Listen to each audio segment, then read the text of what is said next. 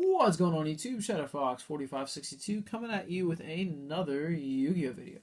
So today we're going to be talking about Zing and why I don't think they will be that good in the foreseeable future. So, Zing, why is it good? Why do people want to play these wonderful, wonderful creatures? Well, let's start talking about their strengths. Zings have a searcher that special summons them. They all float. They have a pot of avarice. They have a tuner that revives itself. And they also have a monster that spins a lot of cards back to the deck. On top of that, you don't really ever lose any advantage because they all float and they all gain additional effects when they are used for synchro. Any synchro. Now there's a problem. Why are cards like Mystic Tomato, Giant Rat, UFO Turtle, Shining Angel all not used now? They are outdated. Why are they outdated? Because they got power creeped. Why are they power creeped? Because all of them say they have to be destroyed by battle. Now, the reason why these guys are even considered in the meta is because they say if it's destroyed by any way. There's also another problem with this. Alright. It's not the fact that this deck is bad. Okay? This deck is actually really, really good and very broken. It is by far the best synchro deck right now. However, you have other decks in the meta, just like any card game. You have these three. Now, I don't have any Kleeput cards yet. That's actually how you pronounce it. It's weird and it's Jewish. But, okay, so there's these three plus Kleeput. And let's talk about the strengths of these decks. Shadalls.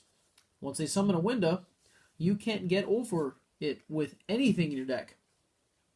This is your biggest one. So you can only special summon once when wind is out.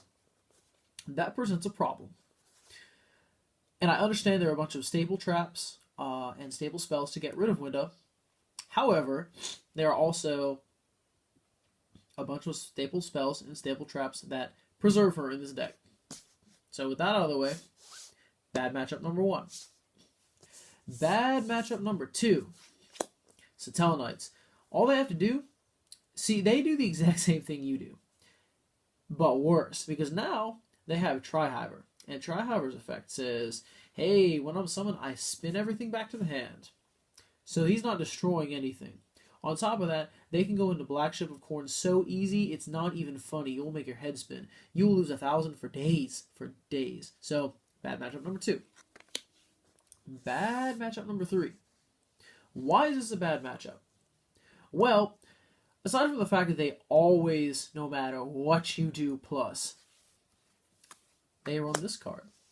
They also run Karma Cut. Both these do not destroy. This can lock you out of a game by returning one of these guys back to the top of your deck. Karma Cut, on the other hand, will pretty much lose you the game also, because say you have this in defense mode, and you're like, haha, they don't know what I have. They're going to make Dante. And then they're like, Karma Cut. Actually, I don't think you can do it. But anyway, once you summon that other monster, let's say this dies, right? Dante kills it. You summon this in defense mode. They're like, Karma Cut, haha. So your chains are broken. So clearly, these four decks have a very good matchup against Zing. Now, there is one power card that Zing run that can stop this matchup. It cannot stop these matchups. And that is Skill Drain. However, there is also a flip side to this. Kleeput also runs Skill Drain because they thrive off Skill Drain. They also thrive off Vanity's Emptiness. There is a problem there. And the reason why is because if they flip up a Skill Drain on you, it doesn't really matter. That's fine.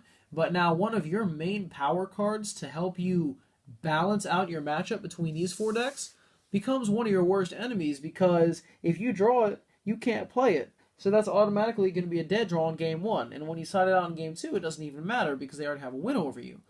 Most likely. Now, Vanity's Emptiness they can also run. You can too, but here's the thing about Vanity's Emptiness and Kleeput. They never go to the grave. So Vanity's Emptiness is going to stay on the field unless you MST it, which kills every single one of their effects. So I hope I've made you understand why this deck isn't played yet and why it won't be good in the foreseeable future. One day, will it be good? Absolutely. I think this is a great deck to pick up right now, or at least pick up some of the cards for it. I mean, they're super cheap. I mean, all the super guys, the little flutter guys, they're like $1 a piece. This is like 7, this is 8, this is like 2, and this is the most expensive card in the deck. This card's like 20, but it'll go down to 15, I think, eventually. Is it a great deck? Yes. Is it good right now? No. Will it be good in the future? I think so. So, just always remember, guys, know your matchups before you think a deck is good or bad. Know everything in the meta, consider everything, and it will save you a lot of time and money picking up cards. Take it easy, guys. ShadowFox4562 signing out.